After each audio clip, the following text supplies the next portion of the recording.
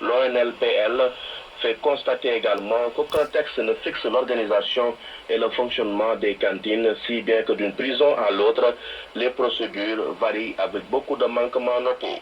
Ainsi, l'observateur recommande la prise d'un texte fixant les modalités de création et de fonctionnement des cantines dans les établissements pénitentiaires, de même que l'encadrement légal de la gestion du budget de l'alimentation pour une meilleure prise en compte des besoins des détenus.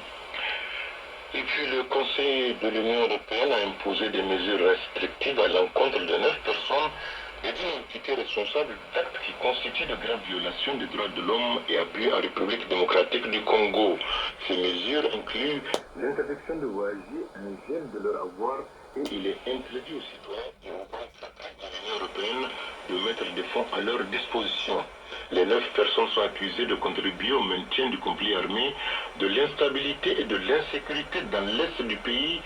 Et pour plus de détails, nous retrouvons dans la capitale Kinshasa notre correspondant Emery Makomeno, interrogé par Awadjo.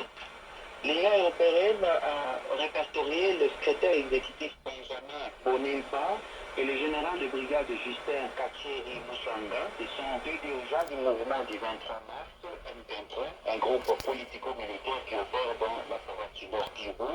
Nous avons aussi le commandant adjoint Pierre Célestin Bouraka-Budjem et le commandant Gustave Kouboyo, de force démocratique pour la libération du Rwanda, aussi connu sous le nom de FDLR Kepka.